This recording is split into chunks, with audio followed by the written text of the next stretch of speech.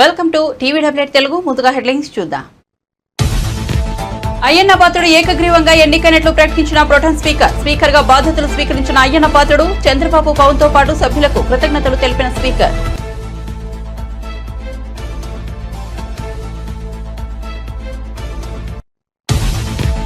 అయ్యన్నను చైర్లో కూర్చోబెట్టిన అనంతరం చంద్రబాబు ప్రసంగం. అయ్యన్నను స్పీకర్ గా చూడడం ఎంతో గర్వంగా ఉందని వెల్లడి.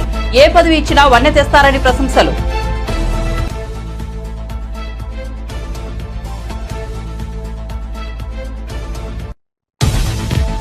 స్పీకర్ గా అయ్యన్న పాత్రుడు ఎన్నికపై హర్షం వ్యక్తం చేసిన డిప్యూటీ సీఎం. తిట్టే అవకాశం కోల్పోయారంటూ సభ్యులను నవ్వించిన పవన్. భావంలో ఉండే తీవ్రత భాషల్లో ఉండాల్సిన పని లేదని వ్యాఖ్య.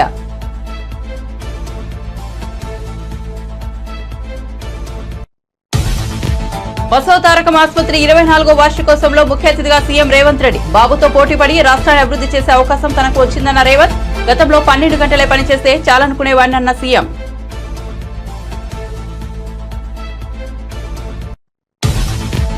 రేవంత్ రెడ్డి అబద్దాలు చూసి గోవెస్ తన సమాధిలో ఉలిక్కిపడ్డారన్న కేటీఆర్ ఎద్దేవా. తెలంగాణ ప్రయోజనాలను తాకట్టు పెట్టడానికి కాంగ్రెస్ బీజేపీ ప్రయత్నిస్తున్నాయని విమర్శ. బొగ్గు బ్లాకుల అమ్మకాలను బీఆర్ఎస్ ఎప్పుడు వ్యతిరేకించిందన్న కేటీఆర్. తాడేపల్లిలో నిర్మాణంలో ఉన్న వైసీపీ కార్యాలయం కూల్చివేయడంపై జగన్ ట్వీట్. ఏపీలో చంద్రబాబు రాజకీయ కక్ష సాధింపు చర్యలకు దిగారంటూ విమర్శ. ఒక నియంత్రణ దాదాపు పూర్తి కావచ్చిన వైసీపీ కార్యాలయాన్ని కూల్చివేయించారని ఫైర్.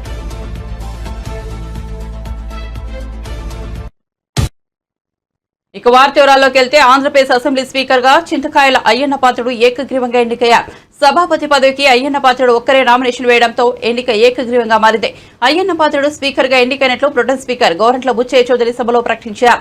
ఆయనను గౌరవంగా సభాపతి సీటు వద్దకు తోడ్కుని రావాల్సిందిగా ముఖ్యమంత్రి చంద్రబాబు, ఉప ముఖ్యమంత్రి పవన్ కళ్యాణ్లకు సూచించారు. సభ్యుల అభినందనల మధ్య అయ్యన్న పాత్రుడు స్పీకర్ బాధ్యతలు స్వీకరించారు. అయ్యన్న పాత్రుడిని చంద్రబాబు, పవన్ కళ్యాణ్ స్పీకర్ సీట్లో కూర్చోబెట్టారు. కాగా సభాపతిగా తనను ఏకగ్రీవంగా ఎన్నుకున్న సభ్యులకు అయ్యన్న పాత్రుడు ధన్యవాదాలు తెలిపారు. ముఖ్యమంత్రి చంద్రబాబుకు స్పీకర్ పదవికి తనకు ప్రతిపాదించిన ఉప ముఖ్యమంత్రి పవన్ కళ్యాణ్, మంత్రి నారా లోకేష్ కు కృతజ్ఞతలు తెలిపారు.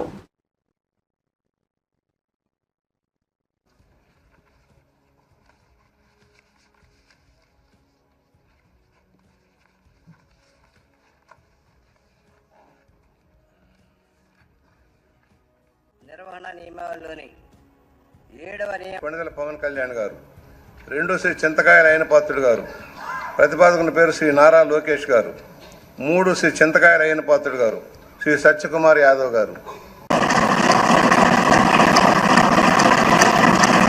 శ్రీ చింతకాయల అయ్యన్న పాత్రుడు గారికి నా హృదయపూర్వక అభినందనలు తెలియజేస్తా ఉన్నాను. నా హృదయపూర్వక అభినందనలు అందజేయచ్చు సభాపతి స్థానం అలంకరించవలసిందిగా వారిని కోరుతున్నాను. శ్రీ చింతకాయల అయ్యన్న పాత్రుడు గారిని సభాపతి స్థానం తీసుకురావాల్సిందిగా సభా నాయకుడిని మరియు ఇతర పార్టీల నాయకులను కోరుతున్నాను. ఇది నాకు ఇచ్చేది.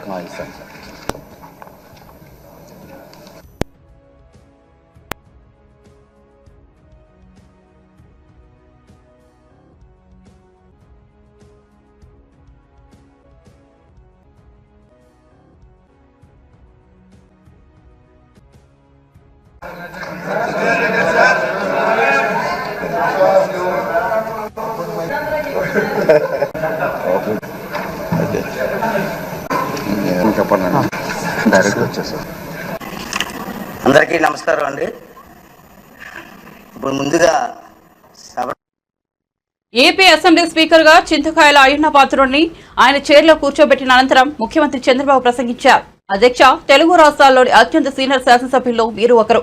బీసీ నేతగా ఉన్న మిమ్మల్ని నేడు శాసనసభ అధ్యక్ష పదవిలో చూడడం చాలా సంతోషంగా ఉంది. గతంలో మిమ్మల్ని సభలో ఎమ్మెల్యేల మధ్య చూశాం, ఇప్పుడు అధ్యక్ష స్థానంలో చూస్తున్నాం. ఎంతో ఆనందంగానూ గర్వంగానూ ఉంది. అందరి ఆమోదంతో 16వ శాసనసభ స్పీకర్ గా ఏకగ్రీవంగా ఎన్నికైన మీకు నా హృదయపూర్వక దాని అభినందనలు, శుభాకాంక్షలంటూ చంద్రబాబు పిలుపు.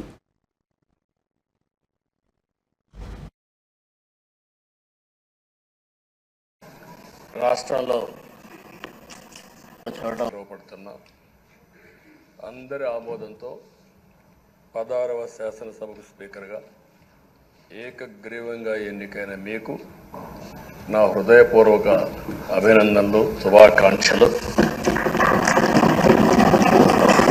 ఈరోజు ఇక్కడ చాలా మంది కొత్త శాసనసభ్యులు 1957 సెప్టెంబర్ 4వ తారీఖున ఉత్తరాంధ్రలో చెల్లాయమ్మ గారు, ఆ రోజు ఎన్టీ రామారావు గారు పార్టీ పెట్టిన మొదట్లో పిలిపిస్తే 25 సంవత్సరాల వయసుండే సమయంలో రాజకీయాల్లోకి వచ్చిన వ్యక్తి అయ్యన్న పాత్రుడు గారు. అక్కడి నుంచి 7 సార్లు ఎమ్మెల్యే అయ్యారు, ఒకసారి ఎంపీ అయ్యారు. ఎమ్మెల్యేగా, ఎంపీగా, మంత్రిగా తెలుగు రాష్ట్రాల్లో తనకంటూ ఒక ప్రత్యేకమైన ముద్ర వేయగలిగారు. ఏ పదవి ఇచ్చినా ఆ పదవికి వన్న చేసుకొచ్చిన వ్యక్తి అయ్యన్న గారు. అయ్యన్న 62లో సమరయోధుడు. అయ్యన్న పదవి 92లో ఎమ్మెల్యేగా విజయించడి వారి యొక్క ప్రత్యేకత. 7 సార్లు ఎమ్మెల్యే. ఆంధ్రప్రదేశ్ అసెంబ్లీ 16వ స్పీకర్ గా ఏకగ్రీవంగా ఎన్నికైన అయ్యన్న పాత్రుడుకు ఉప ముఖ్యమంత్రి పవన్ కళ్యాణ్ శుభాకాంక్షలు తెలిపారు. తొలిసారిగా సభలో అడుగుపెట్టిన తన లాంటి వారికి అధ్యక్ష స్థానంలో కూర్చున్న అయ్యన్న పాత్రుడు రాజకీయ అనుభవం మార్గదర్శకంగా పనిచేస్తుందని చెప్పారు. ఇన్నాళ్లు అయ్యన్న వాడివేడి చూసిన ప్రజలు ఇకపై ఆయన హుందాతనం చూస్తారని పేర్కొన్నారు. అయితే ప్రత్యర్థులను తిట్టే అవకాశం గౌరవ స్పీకర్ పదవి కారణంగా అయ్యన్న కోల్పోవడం కాస్త బాధగా ఉందంటూ పవన్ అన్నారు. దీంతో సభలో నవ్వులు వెల్లివిరిశాయి. సభికులందరూ బల్లలు చురుస్తూ హర్షం వ్యక్తం చేశారు.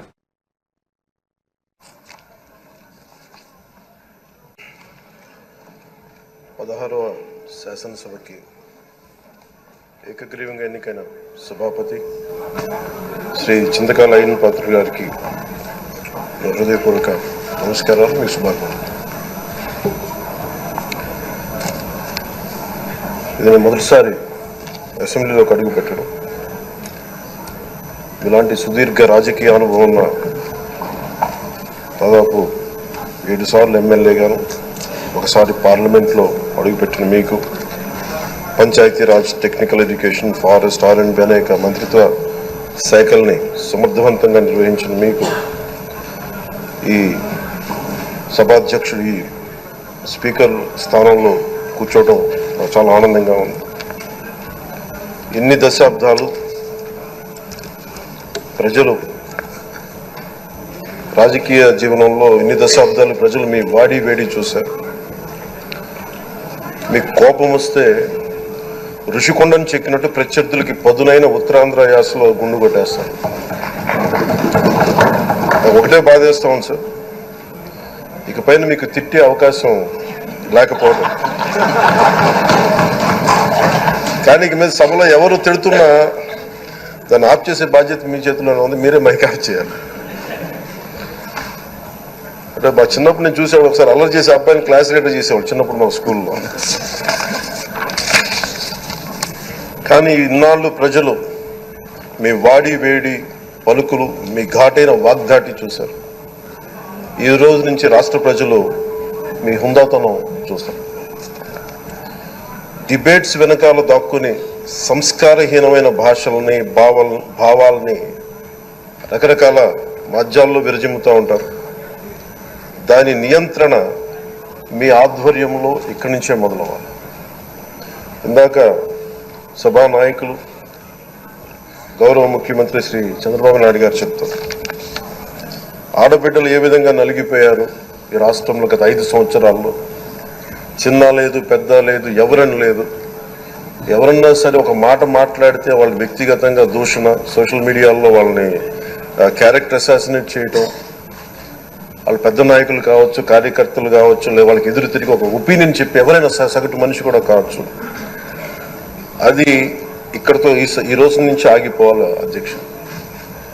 అది మీ ఆధ్వర్యంలోనే మొదలవ్వాలి. గత ప్రభుత్వం తాలూకు సభ జరిగిన విధానం చూస్తే ఈ వ్యక్తిగత దూషణ ఇవన్నీ చాలా ఇబ్బంది పెట్టే ప్రజలు. ఈ రోజున వాళ్ళకి 11 సీట్లకు పరిమితం అయ్యారు, ఈ రోజు లేరు. మనకు గుర్తింపు రావాలంటే సమర్థులైన ఆటగాడితో పోటీ పడాలని సీఎం రేవంత్ రెడ్డి అన్నారు. పక్క రాష్ట్ర ముఖ్యమంత్రి చంద్రబాబుతో పోటీపడి ఈ రాష్ట్రాన్ని అభివృద్ధి సంక్షేమంలో ముందుకు నడిపే అవకాశం నాకు వచ్చింది. గతంలో నేను 12 గంటలే పనిచేస్తే చాలనుకునేవాడిని. కానీ ఇప్పుడు మనం కూడా చంద్రబాబులా 18 గంటలు పనిచేస్తూ ఆయనతో పోటీ పడదామని అధికారులు, సహచరులతో చెప్పారని బసవతారక ఆసుపత్రి 24వ వార్షికోత్సవంలో సీఎం రేవంత్ రెడ్డి పేర్కొన్నారు. శనివారం బసవతారకం ఆసుపత్రి 24వ వార్షికోత్సవానికి ముఖ్య అతిథిగా హాజరైన రేవంత్ రెడ్డి తెలంగాణలో త్వరలో హెల్త్ టూరిజం హబ్ ఏర్పాటు చేసే ఆలోచనలో ఉన్నట్లు తెలిపారు. శంషాబాద్ పరిసర ప్రాంతాల్లో 500 నుంచి 100 ఎకరాల్లో వైద్య రంగంలో రాణించిన సంస్థలకు అవకాశం ఇస్తామన్నారు. అన్ని రకాల జబ్బులకు సంబంధించి ఇక్కడే వైద్యం అందేలా హెల్త్ టూరిజం హబ్ ఏర్పాటు చేస్తామన్నారు. 24 సంవత్సరాలు పూర్తి చేసి ఆదర్శంగా నిలబడే విధంగా తీర్చిదిద్దిన ఈ సంస్థ మీరు నిర్వహించే కార్యక్రమంలో పాల్గొనడం నాకు చాలా సంతోషాన్ని ఇచ్చింది. నాతో పాటు ఈ కార్యక్రమంలో నామ నాగేశ్వరరావు గారు, విశాఖపట్నం పార్లమెంట్ సభ్యులు యువమిత్రుడు భరత్ గారు, నూరి దత్తాత్రేయులు గారు, ప్రసాద్ గారు, ఇతర మిత్రులు, బసవతారకం సిబ్బంది, నందమూరి తారక రామారావు గారి అభిమానులందరికీ కూడా నేను మనస్ఫూర్తిగా అభినందనలు తెలియజేస్తున్నాను.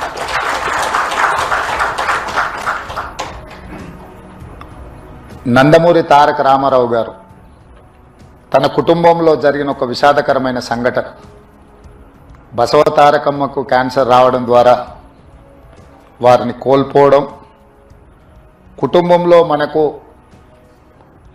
అత్యంత ప్రీతిపాత్రమైన వ్యక్తులను కోల్పోతే ఆ బాధ దుఃఖం తెలిసిన వ్యక్తిగా ఇంకెవరికి ఇట్లాంటి బాధ ఉండకూడదు, వీలైనంత మేరకు పేదలకు సేవలు అందిస్తూ వాళ్ళ కుటుంబాలను ఆదుకోవాలన్న ఆలోచనతోటి 1988-89లో ఈ ఆలోచనకు పునాది పడ్డది. ఆ ఆలోచన ముందుకు సాగకపోయినా 2000 సంవత్సరంలో నారా చంద్రబాబు నాయుడు గారు రెండవసారి ముఖ్యమంత్రిగా బాధ్యతలు చేపట్టిన తర్వాత ఆనాటి ప్రధానమంత్రి అటల్ బిహారీ వాజ్పేయి గారిని పిలిపించి ఈ సంస్థను ముందుకు తీసుకెళ్ళాలి, నందమూరి తారక రామారావు గారి యొక్క ఆలోచన, సంక్షేమము, అభివృద్ధి విధానాలను కొనసాగించాలని వారు పట్టుదలతో ఆనాటి దేశ ప్రధానమంత్రిని ఇక్కడికి రప్పించి ఈ యొక్క గొప్ప అద్భుతానికి పునాది రాయడం జరిగింది. ఆనాటి ఆలోచనను నందమూరి తారక రామారావు గారు నిస్వార్థంగా ఎలాంటి లాభం కానీ ఎలాంటి స్వార్థం కానీ లేకుండా తెలుగు ప్రజలకే కాదు ఈ దేశంలో ఉండే ఎవరికైనా క్యాన్సర్ అంటే ఒక మహమ్మారి, అది ఒక మందు లేని జబ్బు, క్యాన్సర్ అంటే ఒక భయం ఉన్న సందర్భంలో నిబంధనలకు విరుద్ధంగా ఉందని అమరావతిలోని తాడేపల్లిలో నిర్మాణంలో ఉన్న వైసీపీ కేంద్ర కార్యాలయాన్ని సిఆర్డీఏ అధికారులు కూల్చేశారు. తాడేపల్లి మండలం సీతానగరం వద్ద నిర్మాణంలో ఉన్న వైసీపీ కార్యాలయాన్ని ఉదయం 5:30 ప్రాంతంలో పోలీసులు పహారా మధ్య ప్రొకేరియన్లో బుల్డోజర్లతో సిఆర్డీఏ అధికారులు కూల్చేశారు. ఫస్ట్ ఫ్లోర్ పూర్తయి స్లాబ్ కు సిద్దమవుతున్న టైంలో అధికారులు ఈ చర్యలు తీసుకున్నారు. నీటిపారుదల శాఖ స్థలంలో భవనం నిర్మిస్తున్నారని, అందుకే చర్యలు తీసుకున్నామని అధికారులు తెలిపారు.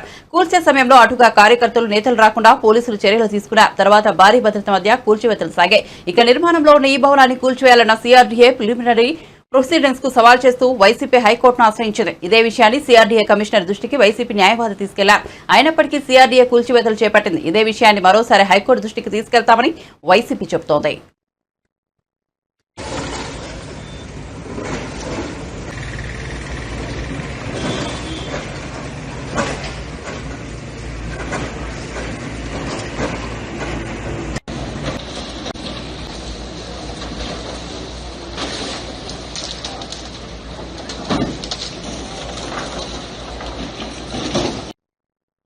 నిబంధనలకు విరుద్ధంగా ఉందని అమరావతిలోని తాడేపల్లిలో నిర్మాణ దశలో ఉన్న వైసీపీ కేంద్ర కార్యాలయాన్ని సిఆర్డీఏ అధికారులు శనివారం ఉదయం కూల్చివేసిన సంగతి తెలిసిందే.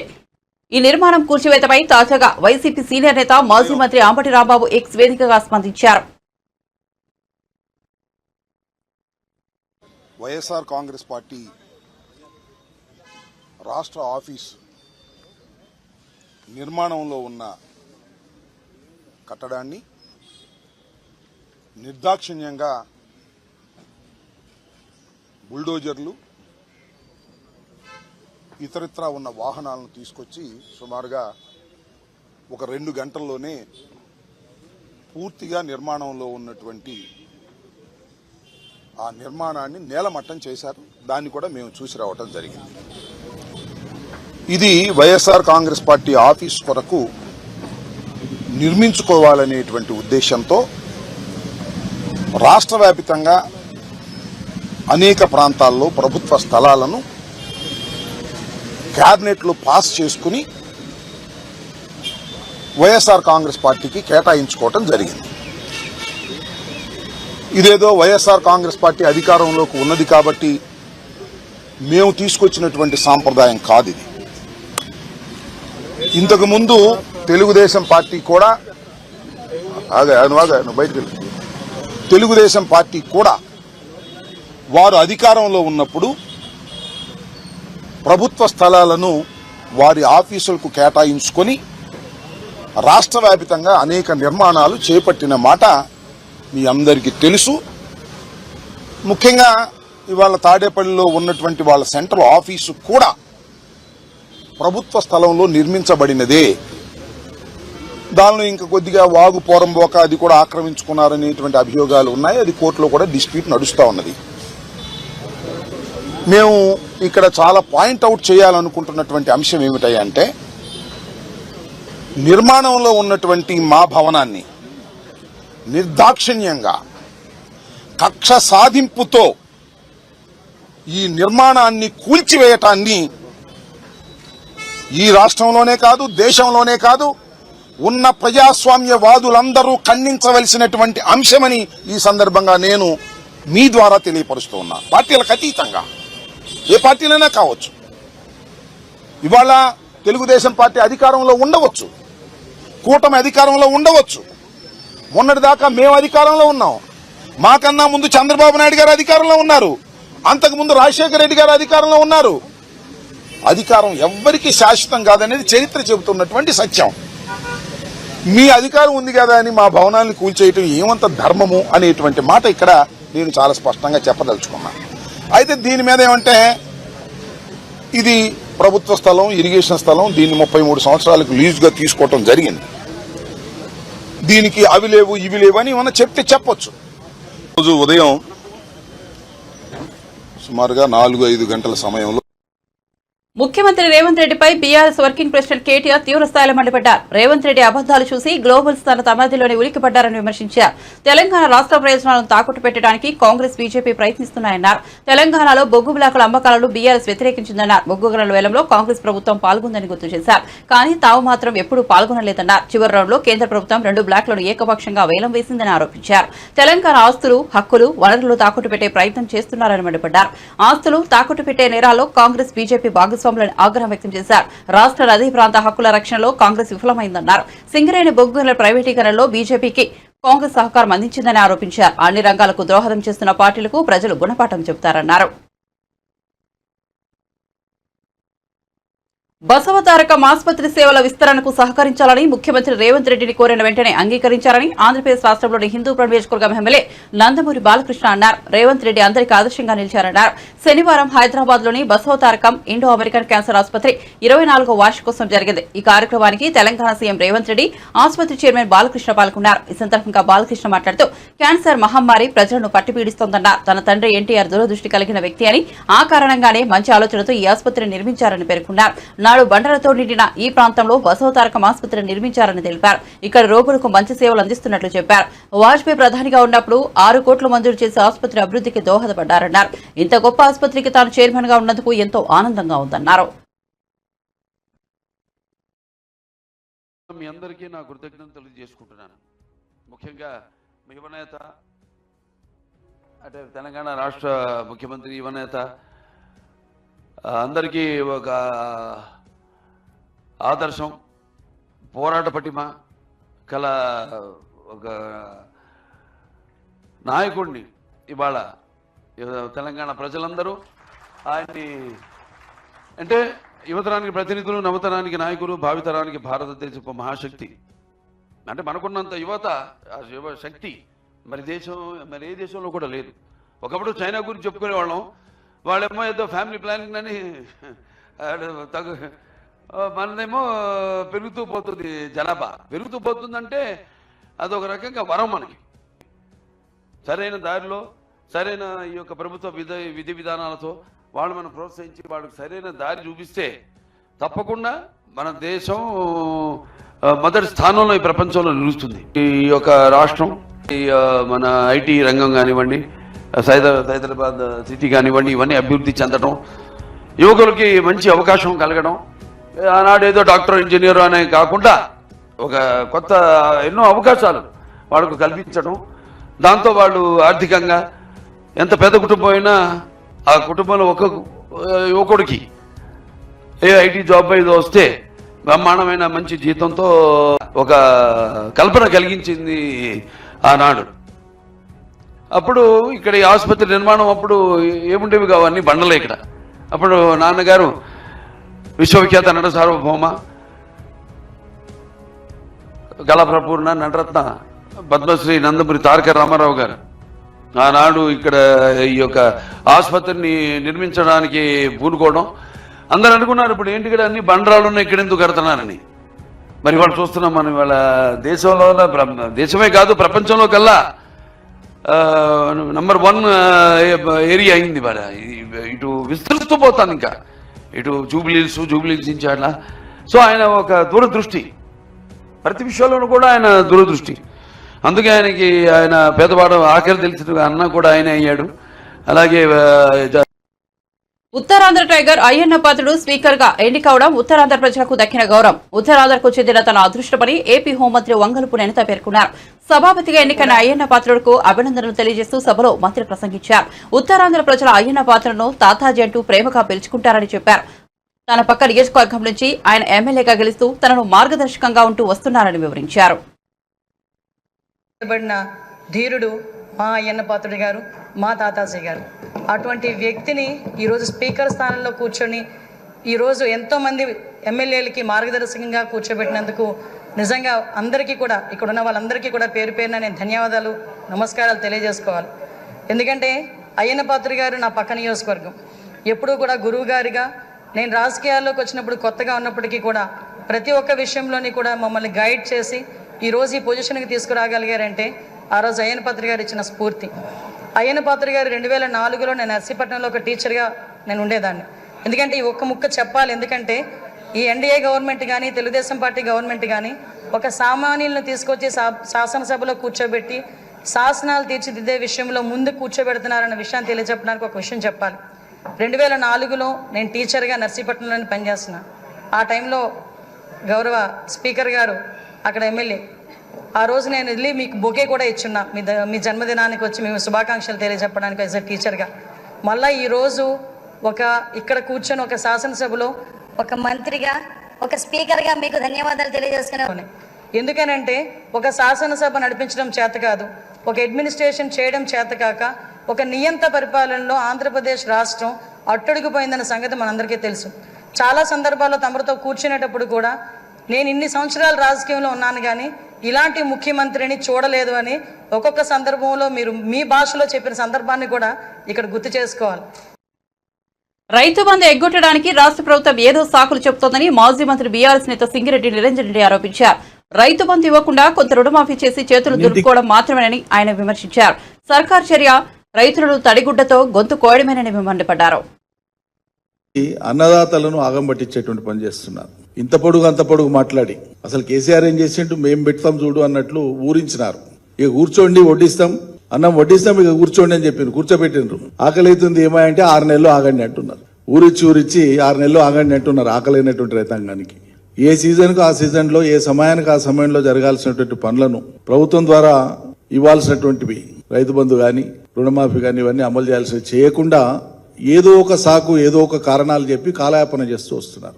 2 సీజన్లు అయిపోయింది వాళ్ళ ప్రభుత్వం వచ్చినాక. రైతు బంధు ఎన్నికలప్పుడేమో ఎన్ని దుర్భాషలాడి మాట్లాడిండ్రు, స్థాయిని మించి మాట్లాడిండ్రు. 2 పంటలకే ఇస్తున్నాడు, మేము వస్తే 3 పంటలకి ఇస్తాం, 15,000 ఇస్తామని మాట్లాడిండు. ఆ మాట్లాడినా నేను వేరే పదజాలం వాడను కానీ సంస్కారం సభ్యత ఉంది మాకు. గుర్తు చేస్తున్నా వాళ్ళ కుసంస్కారాన్ని. నీ 15,000 ఇచ్చే దేవుడు ఎరుగు, 10,000 గతి ఏమైంది? ఏం చేసినావు? మొదటి 2 సీజన్లు ఏం చేసినావు?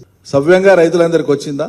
ఎకరా ఇచ్చి నెల, 2 ఎకరాలు ఇచ్చి మరో నెల, 3 ఎకరాలు ఇచ్చి మరో నెల, ఎకరా ఇవ్వడానికే 190 తిప్పలు పడి ఆ 10,000 ఇవ్వడానికే, ఆ 10,000 లెక్కన ఇవ్వడానికే 190 తిప్పలు పడి 2 సీజన్లను సంపూర్ణంగా కూడా ఇవ్వలే. ఇవాళకి 2 సీజన్లు, 3వ సీజన్ వచ్చింది. ఇప్పుడు ఈ 3వ సీజన్ వచ్చినప్పుడు వాళ్ళ ప్రభుత్వం వచ్చినాక 3వ సీజన్ వానాకాలం స్టార్ట్ అయింది.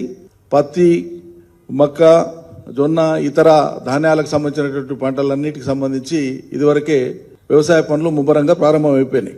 వర్షాల యొక్క మోతాదును బట్టి ఆయా ప్రాంతాలలో ఈ పాటికి పడాలి. ఎప్పుడో రైతు బంధు వేయలే. ఇప్పుడు ఏం మాట్లాడుతున్నారు? రైతు బంధుకు సంబంధించి ఏం మాట్లాడతారు? కేబినెట్ డెసిషన్ గా ఏం చెప్తున్నారు అంటే ఇప్పటిదాకా లీకులు ఇచ్చుకుంటూ వచ్చినారు. ఇట్లా ఉంటే రాదు, అట్లా ఉంటే రాదు, ఇట్లుంటే వస్తుంది, అట్లుంటే వస్తుంది, ఏదో ఒకటి మాట్లాడుకుంటూ వచ్చినారు. ఇటు స్పష్టంగా ఏం చెప్తున్నారు? కేబినెట్ సబ్ కమిటీ వేసి వివరాలన్నీ తీసుకుంటారట జూలై 15 వరకు. ఆ తర్వాత కేబినెట్లో చర్చ చేసి మళ్ళీ ఆ తర్వాత దాన్ని రాష్ట్ర శాసనసభలో పెట్టి చర్చ చేసి అప్పుడు చేస్తా. అప్పుడు వానాకాలం సీజన్ అంతా అయిపోతుంది. నువ్వు చేసేది ఏంది? దీనికి ప్రాతిపదిక ప్రభుత్వం చెప్తున్నటువంటి హేతుబద్ధత ఏంది? ఏం విషయం చెప్తుంది? ఏం కారణం చెప్తుంది? గుట్టలు గట్లకు కూడా పోయినాయి రైతు బంధు, అందుకే ఎవరికి ఇవ్వాలనో చూసేయాలి. కాబట్టి మరి మీ సర్కారు వచ్చినాక 2 సార్లు మా లెక్క ప్రకారంగా అందరికీ ఇయ్యలే, సంపూర్ణం చేయలే రైతు బంధు. పోనీ మీ లెక్క ప్రకారంగా మీరు అనుకున్న ప్రకారంగా మొత్తం ఇచ్చినామని మీ ప్రగల్భాలే నిజమే అనుకుందాం. మరి 2 సీజన్లు మీరు ఎట్లా ఇచ్చినారు? ఎవరికి ఇచ్చినారు? ఆ గుట్టలు గట్లు ఉన్నది ఎందుకు సవరించలే? ఎక్కడైనా ఉంటే మొత్తం రైతు బంధు ఇచ్చేది వ్యవసాయ భూమికి. దాని ప్రాతిపదిక ఏంది? పట్టేదారు పాస్ పుస్తకం. పట్టేదారు పాస్ పుస్తకం ఉన్న ప్రతి రైతుకు ఇస్తాం. రైతుకి ఇచ్చినాక ఏదైనా ఒక రైతు ఏదైనా కారణం చేత ఇంట్లో ప్రమాదమో లేకుంటే మరోటో ఏదైనా సంభవించి చేయకపోతే మళ్ళా సీజన్ చేసుకుంటాడు వ్యవసాయం. బులెటిన్ ముగించే ముందు హెడ్లైన్స్ మరోసారి చూద్దాం.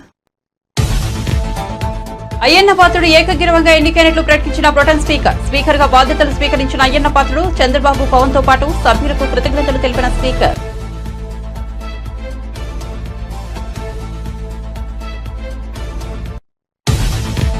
అయ్యన్నను చైర్లో కూర్చోబెట్టిన అనంతరం చంద్రబాబు ప్రసంగం. అయ్యన్నను స్పీకర్ గా చూడడం ఎంతో గర్వంగా ఉందని వెల్లడి. ఏ పదవి ఇచ్చినా వన్నె తెస్తారని ప్రశంసలు.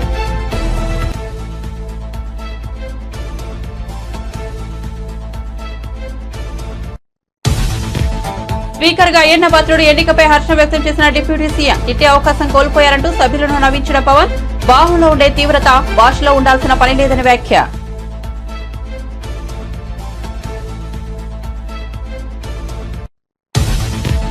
బసవతారకం ఆసుపత్రి 24వ వార్షికోత్సవంలో ముఖ్య అతిథిగా సీఎం రేవంత్ రెడ్డి. బాబుతో పోటీపడి రాష్ట్రాన్ని అభివృద్ధి చేసే అవకాశం తనకు వచ్చిందన్న రేవంత్. గతంలో 12 గంటలే పనిచేస్తే చాలనుకునేవాడినని సీఎం.